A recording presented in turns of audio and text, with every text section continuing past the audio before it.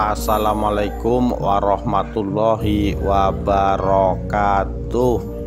Rahayu Rahayu Sagung dumadi.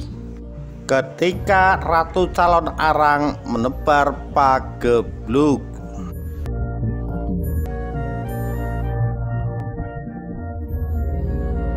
Dikutip dari komposiana.com 10 Januari 2021.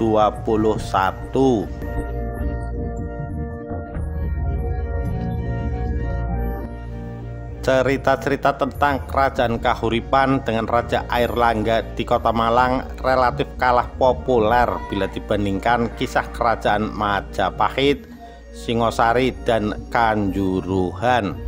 Padahal Kahuripan adalah kerajaan yang cukup besar dan ada banyak cerita rakyat menarik di dalamnya. Salah satu cerita rakyat menarik pada masa pemerintahan Airlangga adalah wabah akibat teluh dari perempuan sakti bernama Ratu Calon Arang. Airlangga adalah seorang raja besar yang dikenal pengayom beberapa agama yang tumbuh di wilayah kekuasaannya.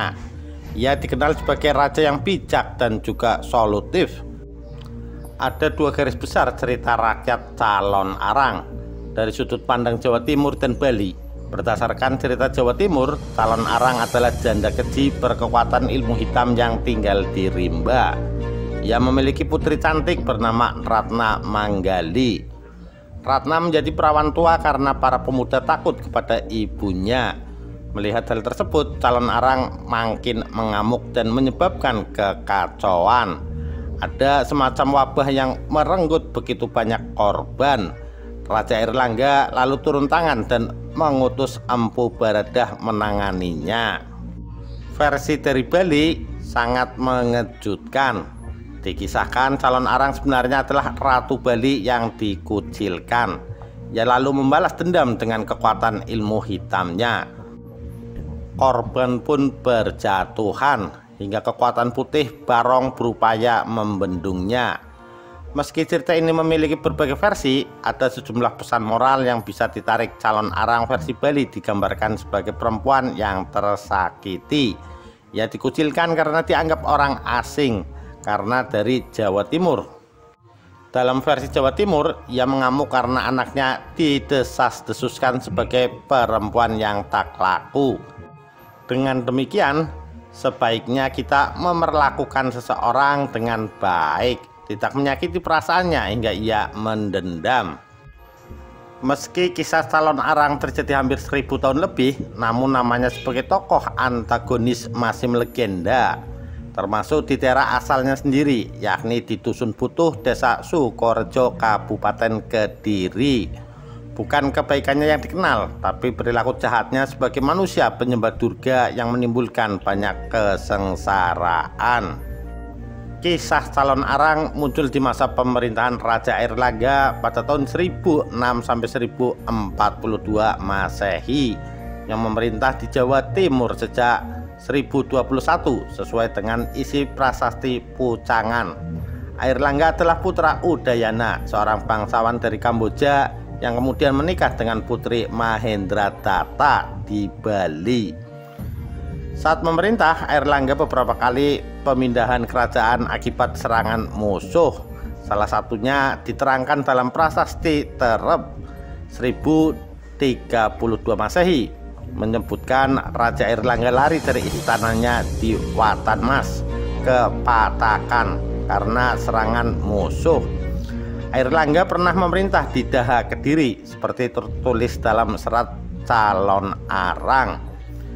Dalam masa pemerintahan di Daha, Airlangga banyak mendapat cobaan antara lain dari janda sakti asal desa Girah atau Gurah yang bernama Calon Arang.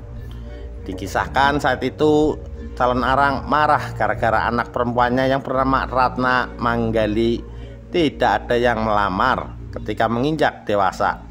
Ketidakberanian pemuda-pemuda kala itu dikarenakan kesaktian Calon Arang yang dikenal bengis. Mengetahui hal itu, Calon Arang marah dan menenung rakyat sebagai hukuman.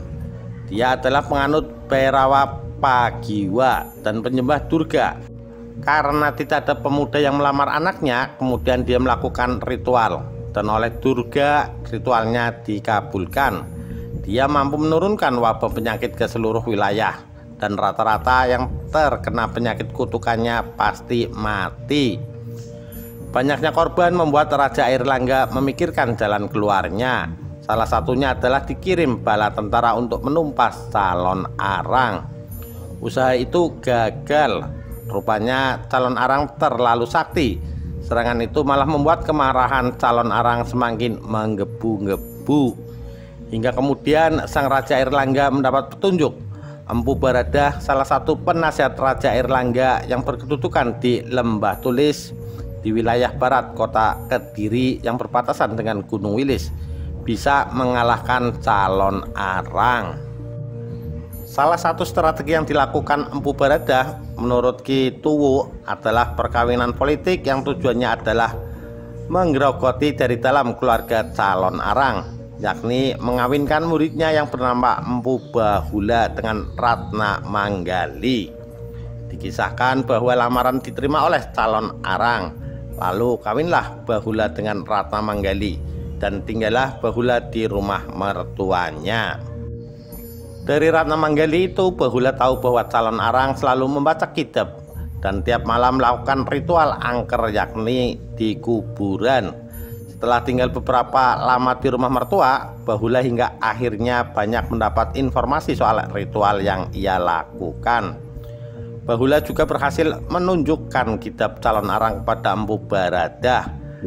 Tambah Ki Tuwu yang menukil beberapa kisah dari serat calon arang. Setelah dibaca dan berhasil dipelajari, akhirnya Empu Baradah memerintahkan Empu Bahula kembali ke rumah mertuanya sebelum diketahui karena sempat mencuri kitabnya. Saat itu Empu Baradah juga menyusul ke Girah. Dia juga menyembuhkan beberapa orang yang terkena kutukan dari calon arang. Hingga akhirnya bertemulah Empu Baradah dengan calon arang di daerah Girah. Empu Baradah memperingatkan calon arang agar menghentikan kutukannya kepada penduduk. Janda itu mengakibatkan terlalu banyak kesengsaraan yang diderita oleh rakyat. Sebenarnya saat itu calon arang sudah bersedia menuruti Baradah, asalkan ia diruat oleh Baradah untuk melebur dosa-dosanya. Namun Baradah tidak mau meruatnya karena dosa calon arang terlalu besar. Terjadilah pertengkaran dan calon arang mencoba membunuh Baradah dengan menyemburkan api yang keluar dari mulutnya. Baradah lebih sakti dan sebaliknya calon arang mati dalam keadaan berdiri.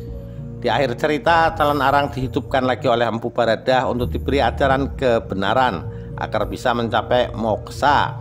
Calon arang merasa bahagia karena sang pendeta mau mengajarkan jalan ke surga. Setelah selesai ajaran-ajaran itu disampaikan, calon arang pun dimatikan lagi, lalu mayatnya dibakar. Jadi kalau melihat sejarah seperti ini, kemudian ada makam calon arang dan juga anaknya Ratna Manggali di situs calon arang, maka itu adalah kesalahan besar yang dilakukan orang-orang yang tidak memahami sejarah. Sekedar untuk diketahui, naskah lontar yang berisi cerita calon arang itu ditulis dengan aksara Bali kuno dan saat ini tersimpan di perpustakaan Belanda.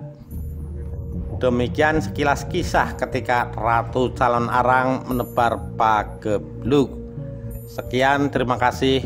Wassalamualaikum warahmatullahi wabarakatuh. Rahayu Rahayu Sagung Dumadi.